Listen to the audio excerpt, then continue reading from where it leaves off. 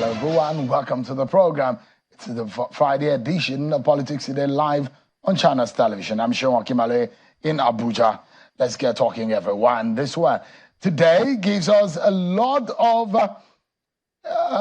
worries in terms of the situation in the country, which the Nigerian Labour has now threatened to say in 14 days, federal government, if you do not meet up with the agreements that was signed by both parties, it will go on a nationwide strike. So we're getting to hear more from the federal government on some of the reasons and what they are doing to ensure that the nation is not shut down by the Labour's protests and agitation. Of course, the Edo PDP situation gets our attention. If 9 aspirants out of the governorship aspirants in Edo PDP are agitated and talking about how the process has been fraught with irregularities, there's a problem. And they're pointing our accusing finger. We'll be hearing more tonight from those who are in the front running in the race tonight on the program. So stick around with me, everyone. So let's begin by letting you know what happened today on the floor of the Senate. More questions continue to be thrown at those handling the nation's economy. Some of the federal government economy team today faced the Joint Senate Committee on Finance, Banking, Insurance, and Financial Institutions. The governor of the central bank, Mr. Yemi Cardoso, says that the measures taken so far by the Apex banks to stabilize foreign exchange rate have started yielding positive results. Take a listen to him. We must understand that the genuine issue impacting the exchange rate is the simultaneous decrease in the supply of and increase in the demand for US dollars. It is also clear that the task of stabilizing the exchange rate, while an official mandate of the CBN, would necessitate efforts beyond the bank itself, which is exactly what I'm saying. It will also include actions by corporates and individuals to reduce our frequent demand for the dollar for business and for personal needs. We must ensure that the funds that NMPC earns are clear to all. They are transparently handled and they are fully accounted for. And in that direction, there will also be action taken to ensure the faithfulness in that all-important area of this country's oil revenue. That's the Minister of Finance and earlier the CBN governor. And there seems to be some optimism, but they're not the only ones who are facing interrogation from the senators. Also, the Minister of Budget and Agriculture, both of them were also answering questions fitted in by the lawmakers. Take a listen to them. We're trying to ramp up production. I think it's an issue of economics between supply and demand. But what we are faced with, unfortunately, is we have to see how we can secure food for our 230 million people. And at the same time, if this economics continue, then you have to either seal up the border, which is against the ECOWAS issue, or produce for whole of West Africa. Despite the eagerness to confront some of the challenges that are facing us, all of you commendably appreciated that the bold choices that were made were necessary to reposition our country. However, choices that are made or not made or are being made occasionally require calibration and other supportive measures in order for the gains to be felt. We feel very encouraged, and I'm sure we'll do more. All right. Those are some portions of the answers they gave to the federal lawmakers. So much questions, perhaps, on the mind, on the lips of a lot of Nigerians who are facing the hardship directly, and perhaps they are asking questions on when will these situations stop. Well, let's take a break and we'll check out some of your political roundup stories, and we'll come back to talk on those conversations that you want to hear tonight.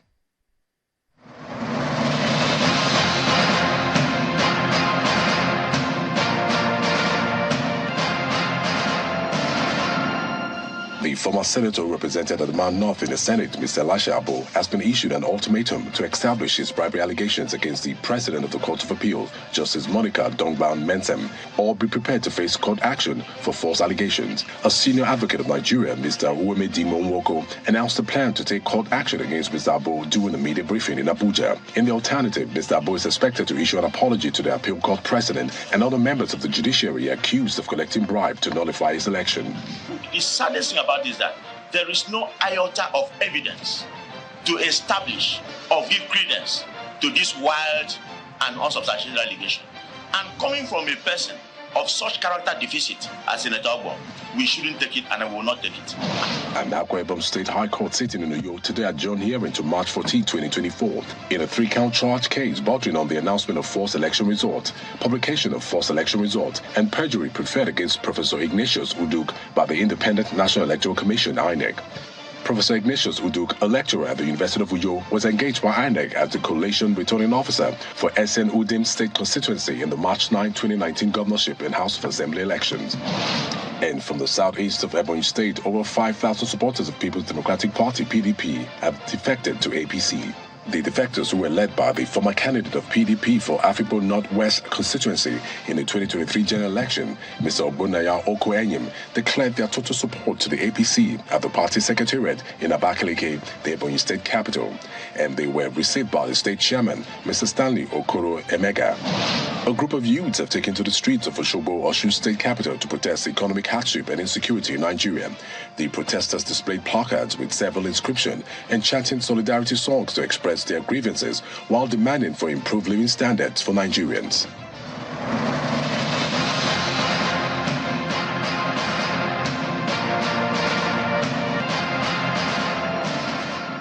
Thank you so much, everyone. There you have it. You've been served with your political roundup stories. Now, time for us to get talking now. The Federal Ministry of Labor and Employment has reacted to the 14-day ultimatum given to the federal government to address the demands of the Nigerian Labour Congress and its counterpart, the Trade Union Congress, which borders on workers' welfare. Minister of Labour and Employment, Mr. Nkeruka Oyenjocha, told journalists today at the news conference in Abuja that the federal government has already begun the implementation of the agreement it had with the workers. The minister also confirmed reaching out to the labour unions for further dialogue to prevent the impending worker strike. Take a listen to her. The government is assuring Nigerians of its continued commitment to addressing labour concerns and fulfilling all agreements as we move forward together. The government would also like to assure the organized labour of its commitment to maintaining open and constructive communication with them to foster positive labour relations and guarantee a supportive working environment for all workers. For example, the 35,000 Naira wage award is currently being implemented. And of course, we've reached out and we've gotten a date that will meet them, because even if they are saying different things, it's us to show them proof that this is what they have not seen that we've done. So we are going to be on the same table, under the same roof, to discuss amongst ourselves and then tell them the ones we've done, assuming they don't know, and then tell them the ones that are yet pending, and of course it's work in progress. All right. At some point on the program, we'll be taking you to Edo State to look at the crisis rocking the People's Democratic Party. I have a frontline aspirant in the race with me. But let's talk about this labor matter. I'm being joined tonight by the president of the Trade Union Congress, Comrade Festus Osifo, who joins us live from Owerri, the capital of Imo State. Thank you so much, Comrade, for joining us tonight. Yeah, Ashil, thank you so much. Thank you for having me. Good evening, Nigerians, and good evening, viewers. All right, you heard what the minister said. It appears that there is a communication gap, because she is saying that they're already talking to your union, the unions, TUC and Labour Congress, that they have already started implementation. Is that the case? Thank you so much, Shehu. If you could recall, the communique that we are talking about was signed sometime in October. I think precisely it should be October 2nd. So on that particular day, we sat down with government. We looked at what could be done in the immediate to assuage the difficulties that Nigerians are passing through, most especially the Nigerian workers. If you look at that communique, we talked about the issues of CNG buses that they said sometime in November that the buses will be here. If you look at the communique, we talked about wage award. And that particular wage award, they said that they will start implementation from September. In that same communique, you will see what is going to be done to the SMEs, the funds that will be released and other. I mean, it is quite lengthy. If you go through that communication as we speak today, the easiest of them all to implement is even the issues of wage award of 35,000 naira.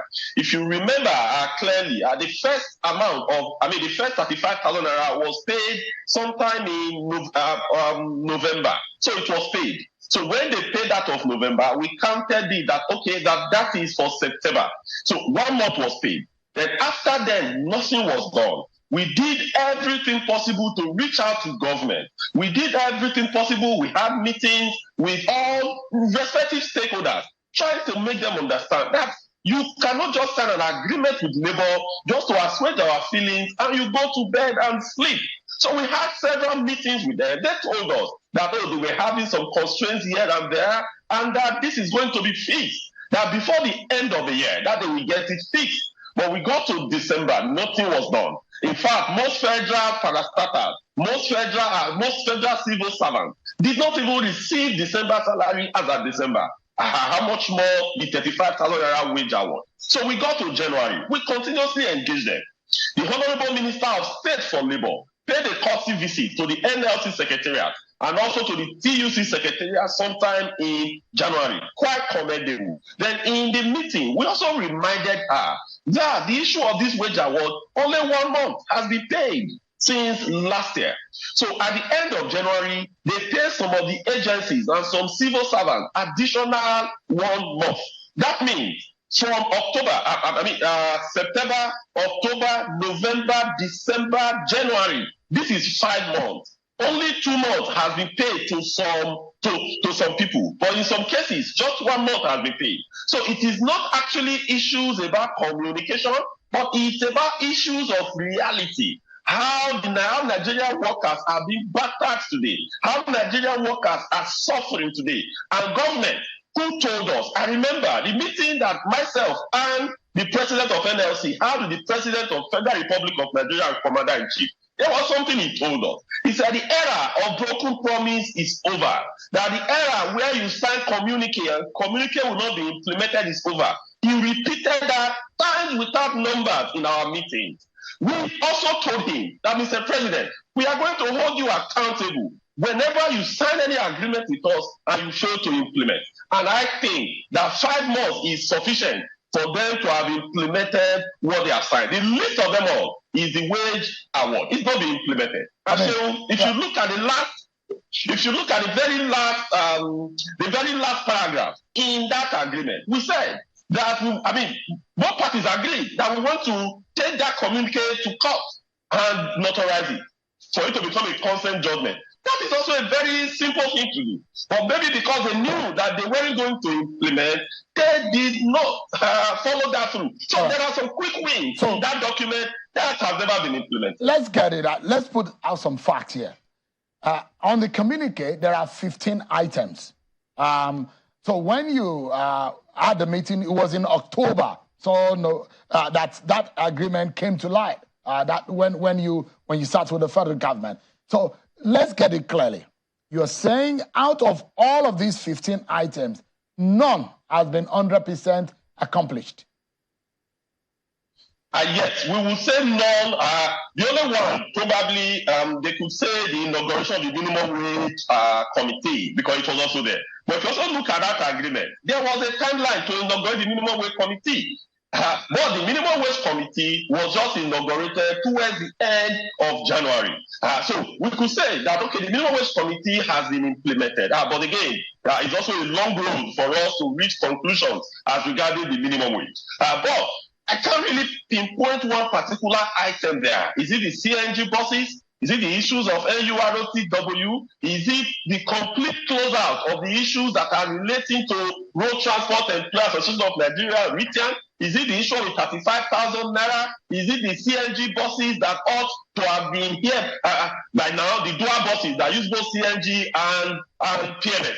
So we cannot just pinpoint what clearly government has done satisfactorily. And so for us in TUC, we have said it over and over again. We don't just sign agreement and we go to bed and sleep. And we have worked with our counterparts in NLC and we have sufficiently engaged government. We have tried to reach out to them. Okay, on this, where are we? The buses, are you importing them? Where are they currently? How many of these buses do you want to get from Inosun Motors? Because as of today, we have paucity of effects. How many of them are they assembling locally? The more we ask questions, the more nobody is even providing any clarification or any answer. So for us, we felt that, comrade, do you have a feeling or a sense that maybe the federal government is not serious with these commitments? Is that what you feel?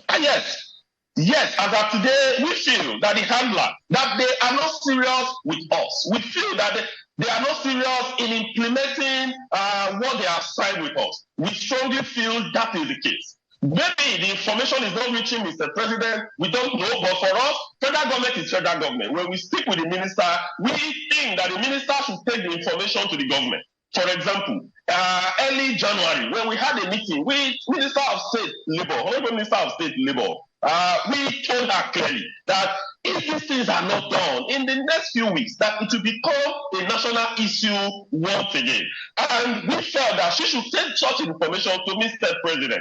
Because we have met with ministers, we have met with head of parastatals and head of agencies and try to make them understand what the challenges are with that communique, the areas and actions that will be implemented, that if this is not done, that we are going to go back to the trenches. It's unfortunate that an administration that just came May 29, that promised us that whenever they start communicating with us, that they are going to implement, that promised us that the era of broken promises are over, that we have found ourselves at this point once again, is most unfortunate.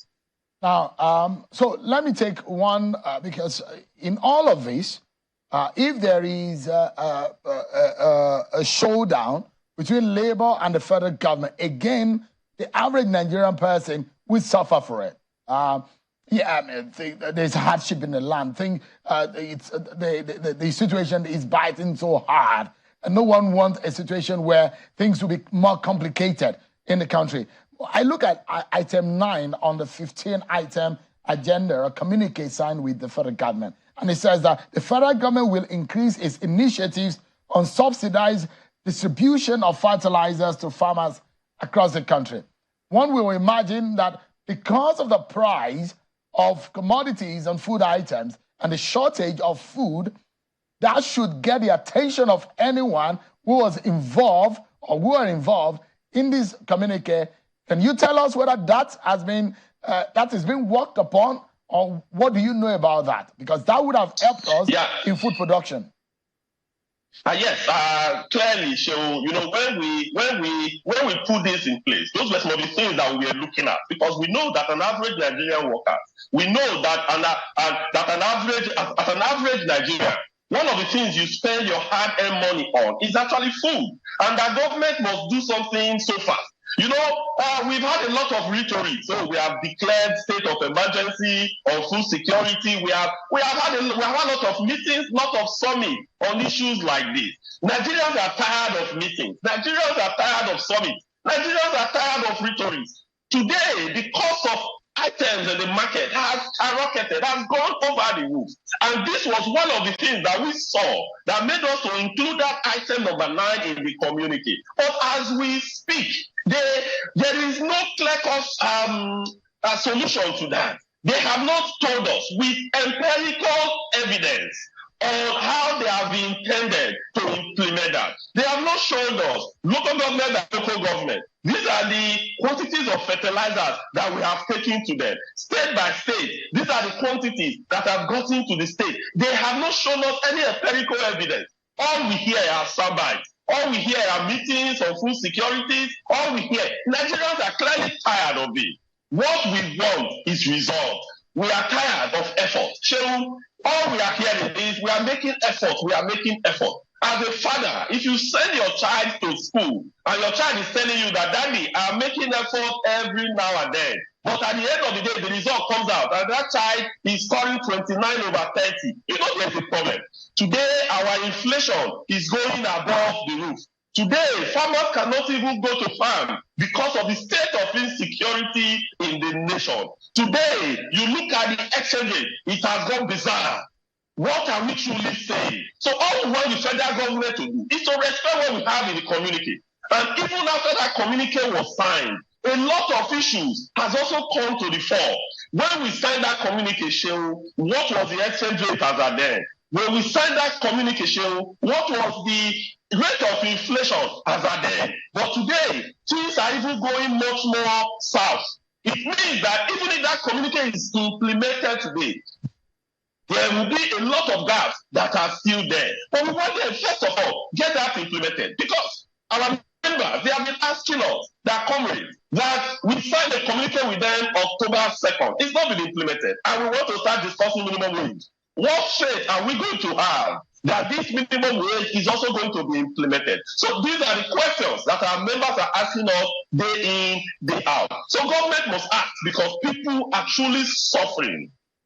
There is another item that got my attention, which one we think that shouldn't be a difficult one to achieve.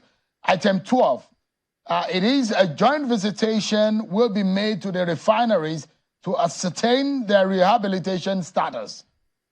Have you been able to visit with the federal government to the refineries? Because, we understand that will also ensure a local production of fuel to help bring down or curtail the rise in the price of petrol. Yes, Shehu, again, that has not also been done.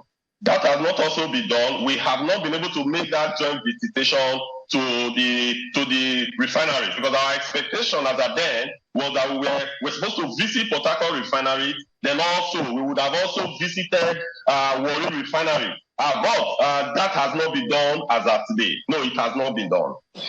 Now, so it looks like a stalemate because if the federal government says, oh, we are doing some things, but Labour seems not to be aware because they are implementing. Do you agree with that statement?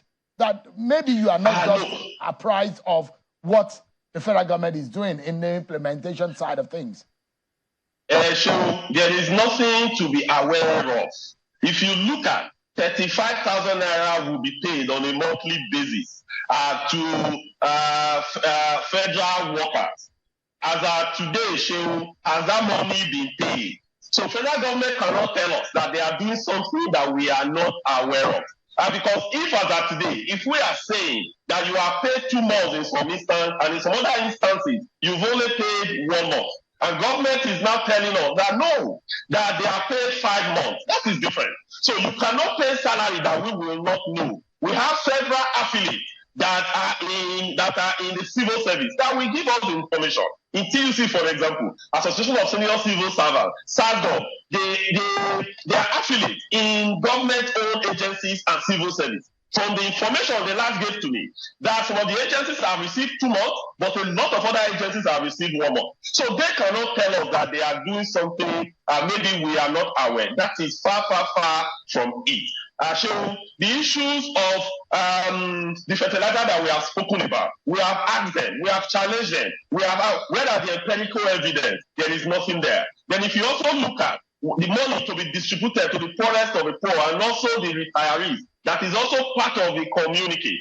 So if you remember, one of those times last year when I appeared in your program, I told you, and I told Nigerians that we are scared about the issue of the social register, that we are scared in what is happening in the humanitarian agency.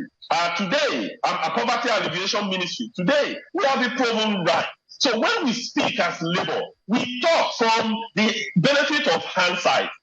We told them in that meeting that what is going on there, that people are just distributing funds, that there is no accountability, that if you are sending money to people, that there must be trace. It's not sharing money, giving people cash here and there. That error should be done away with. They told us that they would do away with that error. But you heard what happened in the Beta Edu's gate about how they were about to send money to an individual account and go to respective states and give them money. There is no country in the 21st century that mean well. There is no country that is preaching transparency in the 21st century that will still be sharing cash to people. That was also in the communique, but as of today, there is nothing that is Comrade, yeah. So, it's not an issue of communication. All right. It is not the fact that we are not on the same page. No, the issues are very clear. The communique has not been implemented. Let's close the conversation in this manner. For the sake of the Nigerian people who needs that both parties should come clean with the Nigerian people because the suffering is much. And going on strike or shutting down the nation by industrial action will really cause more problem for the Nigerian, the polity and the nation at large. Just briefly, if you can tell us, is there anything, because the 14 days that you have given the federal government, if they have not done anything in the last 4 or 5 months, according to the Labour, what can they do in 14 days?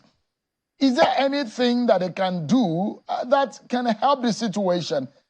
Just maybe. Yes. Just maybe. Yes, Shehu, we are still in February. So we have been invited to a meeting, just as the Honorable Minister said by Monday. We have gotten the circular for the meeting invite. We will attend the meeting. So when we get there, to pay 35,000 naira is meager. Let the government, for example, tell us the backlog, the backlog of 3 months, that they are going to pay the money, in the next 1 week. This can be done. So there are some low-hanging fruits that must be done. So if they have things that they feel that they have been doing that we are not aware, those things, they should bring them forth with evidence. So we are going to attend any of the meetings they will invite us with an open mind. For us in Labour, we are not happy to wake up and say we want to go on strike. It takes a lot of energy to even do that. But for us, we need the ultimatum that we have given, but government should come clean. The ones that they think that, or what they said that they have started doing, they should bring evidence. The one that they have not done should, 14 days is sufficient for the backlog of the 35,000 naira to be cleared. We see that as a low-hanging fruit. That should be done. Then for the buses, the CNG buses, they should tell us where it is currently. The ones that they are assembling in Nigeria, they should tell us where are we on that. The ones that they are importing, where are we on that? So for us, we are not, the fact that we have given notice, if we are sufficiently convinced, and if some actions are carried out within the next 14 days, the various organs will meet and review the situation on where exactly we are. But government must come clean. Government must identify with the Nigerian workers and the Nigerian masses. The suffering is excruciating. The suffering is real. People are dying of hunger on a daily basis. The time to act, so it's now. Thank you so much indeed. That's a good place to hang it. Thank you so much indeed, Comrade Festus Osifo, the President of the Trade Union Congress. Things are bad as it is. No one wants anything to escalate further. We just are hoping that the federal government will do its bit. And thank you, Labour, for putting the pressure and ensuring that on the behalf of the Nigerian workers, the Nigerian people, they are being served by their own government and good is being done on their behalf. Thank you so much indeed for your time, Comrade. Thank you, Shehu. I appreciate it. Thank you. We'll take a break, everyone. But when we return, our attention will be on the politics of Edo State. Things looking like trouble in the party. We'll be hearing tonight from one of the big wigs, the frontline aspirant in the running for the governorship of Edo State. Ansem Ojezwa will be joining us next. Thank you so much, everyone, for staying with us. More trouble seems to be brewing in Edo PDP, and there appears to be some rift arising from the Delegate Congress of People's Democratic Party in Edo State. Some leaders of the party had rejected the outcome of the exercise. 9 aspirants had faulted the exercise, saying it was hijacked. Some of the allegations include that the agents of Governor Godwin Obaseki made the stipulated venues inaccessible to the other 9 aspirants and their supporters by flooding the venues with armed thugs that were hostile and intimidating and would only grant access if an individual was going to vote for the pre-selected delegates in favor of the governor's aspirants. These are some of the allegations, and we'll be hearing more of it because on the day of on the Sunday of the day of the Congress, 9 of the aspirants went and addressed a press conference showing their grievance. The spokesperson of the 9 aggrieved governorship aspirants joining me live here in our Abuja studio is Mr. Ansem Ojezwa. Thank you so much for joining us tonight. Thank you so much, Joe. Yeah. Nice for having me. I thought that you've expressed your grievances after the Congress on last Sunday. And when we wonder that the appeal committee was set up, and you laid your grievance, you're planning to do that. Are you not getting results? We've done that. You've done that? What are the outcomes? What are the responses? They were supposed to submit their report. They were supposed to even publish today, 48 hours. But it says 48 hours or so soon thereafter. So we are expecting that they should have a decision before the end of the week. But what I find a bit worrisome is the fact that in spite of what the process that is on, without a decision published, they've already started making arrangements for Saturday to go and organize congresses for national delegates where these delegates will go and vote. So let's make our viewers get this clearly. Yeah. So there are stratas and there are categories. So there are the ward congresses, there are the state congresses, there's LGA local government congresses, and then the state congresses. Where that is what will constitute the primaries. The primary. So then you have, of course, at some point you can have the national congress. It's tough. It is state. So usually what you have is when you have the ward congress, they form the crop of people. Am I participating in the local government? Yes. After that process, there is appeal. There's room for appeal, just in case that the process is not that people are aggrieved. Yes, and after that, the appeal committee will make their recommendations. NWC will meet. They will either approve what had been done by the committee they set up, in which case these ones will now go and vote, or they will disapprove depending on the findings of the appeal committee.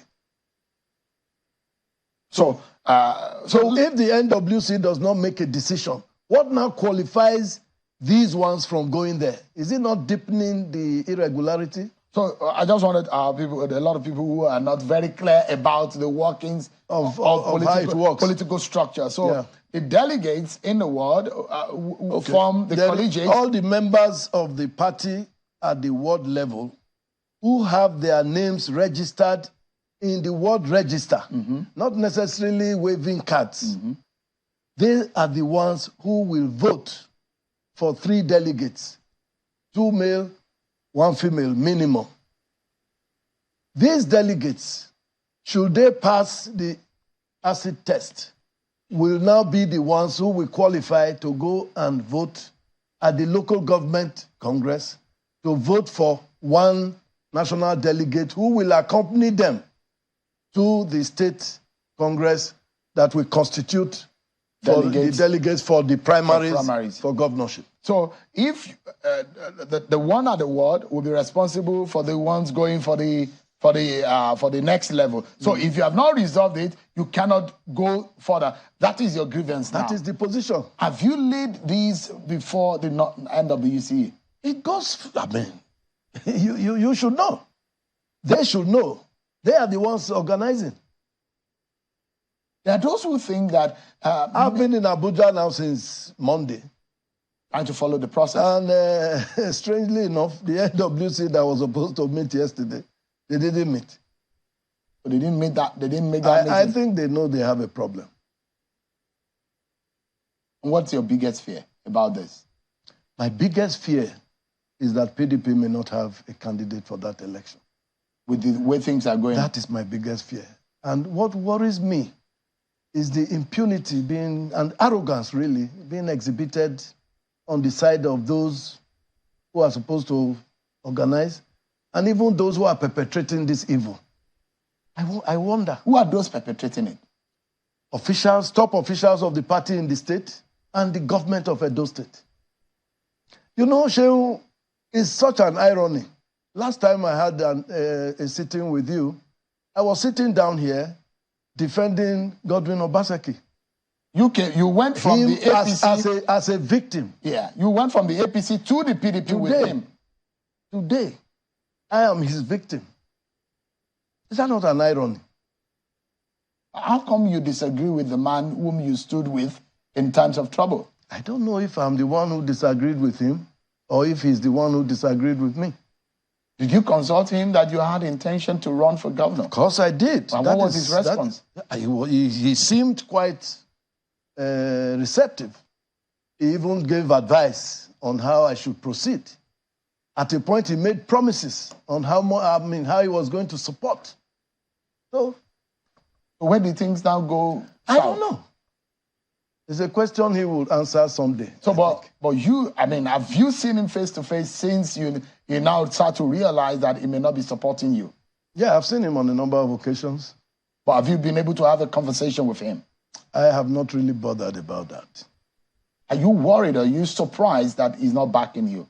Do you know the reasons why he may not be backing you? I'm surprised, somewhat. I am surprised, but it's the way of the world. That's human nature for you. Why would you think that he has chosen someone, preferred someone over and above you? Well, I don't know, but that's his own prerogative. He's entitled to it. Because in all of this is the fact that a man has his right as a citizen of the country to support whomever he wants to support. Yes. And you may not be able to hold him against his wish of supporting someone else. No. Because I'm wondering what sense gives you that feeling that he must support you? I didn't say so. That's why I'm not quarreling. You feel surprised that he wasn't supporting I'm surprised, but I'm not, I'm just surprised. You feel aggrieved about it, though? Well, I'm quite honestly, if he had behaved in a manner that suggests responsibility on the part of arising from the office he holds, because, as governor of the state, he's the leader of the party. He cannot be seen to be leaning one way. So, in most cases, you find that there are sometimes you have governors indicating, but they do it in a manner that the rest of them don't feel, pushed away. Look at the way this Congress was conducted. In spite of our investment, some of us are not, it's not as if we are very rich. That's why we decided to come forward. It's something that has to do about passion. Now, with all of that, for us to be sidelined completely from a process we have invested in, an event that was designed for us, I think that's going a little bit too far. He never suffered that. Do you regret supporting him against the likes of Comrade Oshiomhole, whom you were with? I wouldn't say I regret, because I did it out of my own conviction, in defense of my own principles. If the situation arises again, I'll do it again. So I didn't really do it because of him. And perhaps that is what makes it easier for me to accept, what is going on now. With the benefit of hindsight, what do you think you probably shouldn't have done in the process of supporting Godwin Obaseki? Which now it's backfired, isn't it? I would rather reserve my comments on that. It's not going to be palatable. if I were to speak on it. I mean, why not? Why don't you want to speak about it? It's personal to me. It's personal, okay. Yeah. I mean, since it's personal, so we'll leave it. Yes. but let me take you up on those who imagine. I've spoken with Mr. Anthony Azegbemi, who feels that some of you are bad losers. I mean, you see that the handwriting, that some people have done a homework and done a hard work, and you see that you're losing out, and this is a political strategy that is put into all of these, and yet you just agree because you're not up to par with the game that is being played in the party. You see, in making that comment, I think Azegbemi exposed himself. He is the real culprit because he was the one who actually organized that event. He said he wasn't part of it. So he told you that, but he also went and gave you graphic details on how it was organized. Now, if you put that together with the fact that the guy who was supposed to come and organize that event came the following day at noon, and at this time, the event itself was almost concluded. So who sent those people out the day before? Now, you asked him about meeting with the stakeholders, and you could hear him struggling to, telling you it was not against the law, the Constitution doesn't, But he denied the fact that... Azegbemi himself... I mean, your group were claiming that you had a meeting, an understanding. No, we had a meeting with the National Working Committee on the day we protested the list of venues. This thing started long ago. It's a plot. It's a plot. They were just playing a script. And we were vigilant. And so at every stage, we engaged them. When they published the list of venues, the following day we wrote to the acting national chairman. We met with the national organizing secretary. He promised he was going to do something. He didn't. We persisted. And the National Working Committee had to now make a pronouncement on it, that these venues must be in public places, recognized by INEC, not in private houses. It's never been done. Azegbemi himself has contested election in the past. He was in the House of Representatives, I think twice. Even this state chairman he contested in the Congress. Is there any of those times that he has contested that a stakeholders meeting did not precede the commencement of a Congress? If you don't have a stakeholders meeting, how do you establish transparency? How do you now establish inclusiveness? But it's not a legally binding process. It's supposed to be a process that is conventional, but it's not in the constitution of your party. Legally, in fact, what it is is superior to the constitution of the party. Is there any place in the party? They call it natural justice. Even INEC. Principles of natural justice. Oh, yes. You are inferring equity and good conscience. Even INEC. Before INEC proceeds with an election, all the materials must be exposed to the participants. The participants have a right to stay with those materials until they are used. From the day and it is the committee that brings it in. It's a transparent process. How do you say it is free and fair? He said it was the freest and the fairest, and yet the fundamental requirement was not adhered to. And he was here struggling. I saw him. I watched it. Struggling. So, but, I mean, when you protested the venues that were published by the party in conducting the Congress, did you get any favorable? Were there changes? Yes. There were changes immediately.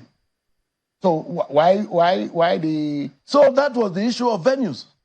Then we agreed with the National Working Committee that all those who were going to superintend, the process must come from outside the state, because we were afraid that Azegbemi and the governor were going to pollute the atmosphere. But you heard what Azegbemi's defense was. That, just let me go ahead, on. Please. Now, when they published the list, all these resources we are getting from the internet. It's not as if there were any formal communication with us as participants, as aspirants. We are the major stakeholders. These things are being done because of us, and yet there is no formal communication, not from Azegbemi, not from the National Organizing secretary. Now, we saw a number of lists of people who were going to officiate in the process. And then we started seeing names of very prominent functionaries of government playing critical role of supervising local governments, like the Speaker of Edo State House of Assembly, Blessing Agbebako. He was made to go and supervise his local government. The boy in my local government is the advisor to the local government council, special advisors to the governor. You know, all kinds of government officials. Are they members of the party? They are members of the party. Is it a crime to have members of the party? No, it's not a crime. But for this purpose, we have an agreement. It's not limited to Edo. They did it in Osun. They did it in Kogi. They've done it in several other states where there are issues of confidence. You want to acquire trust. You must do it. They are members of the parties coming from other places. And they actually told us that's what they were going to do. And so when we noticed this, at the material time, Governor Seyi Makinde was supposed to be the chairman of the... We wrote to him. We wrote to him and we expressed specifically about, first of all, conflicting lists. There were 2 lists flying around of World Congress electoral officers. Then there was another list of monitoring team. It is this monitoring team that was replete with all kinds of people to go and supervise strangers. And we said, no, it shouldn't be. So the following day, which was supposed to be the first day, Saturday, 3rd of February, we got to understand that Governor Seyi Makinde had declined. But in his letter communicating his decision, he also drew attention to the anomaly, and he expressed serious concerns. That letter is in the internet. I'm sure you may have seen it. But they ignored it. What is even worse? The materials came to Benin even before the committee. So you think that this whole process has been manipulated? That what is where we use the word hijack? It was manipulated because they acted in collusion, must have been with the National Organizing Secretary. Well, is it fair, perhaps? Is it fair to point the accusing finger against the governor if you don't have evidence? Anything that happens in government house, the governor has to take responsibility. Do you think that this were happening in government house? You see, when the chairman of the committee eventually came, is the governor of Enugu State. He was in a place, the governor's official residence is called the Gold Mine, even though that's not where he lives. That's where he was. And that's where we were told the committee was. Now, you see, when people are doing things, well, you know, constituting mischief, they don't know when they overdo it. Do you know that all the results that should have been filled at the wards by those who allegedly, you know, conducted this exercise, none of those result sheets went to the field. They were filled in Benin and signed by Governor Peter Mba and one Pascal Adigwe. Each of them, as if each of them, 2 of them, conducted the exercise across the state. So they were pre-filled results. Thank you, sir. Similar to the allegations that we are finding. Yes, and how did we find out? Because, you know, we were not exposed to anything. We were not invited. We were not allowed to participate at all. It was when we were with the appeal committee pursuing our appeal in a bid to show us that this exercise was actually conducted. They brought these things out to show us proof. Looking at it, we showed them. Please, let me go further. Yeah. Because we need to wrap up now. As at today, I want to know. As at today, when we now publish, because we knew that people who do mischief, as soon as we exposed that, they started going to go and start refilling forms. So we sent out these things on the net. Today now, they started bringing out another version. Because we need to go now. Which now brings it, it is now introducing, we started with irregularities, we went to illegality, we are now going to criminality. with the way things are everything they have will now be subjected to forensic analysis. Let me get your final word. People must be held accountable. We need to go in 20 seconds. What is your next line of action? 20 seconds. We're waiting for the NWC. Whatever decision they take will determine our action. But I can tell you, everybody involved in this, we will unfold them.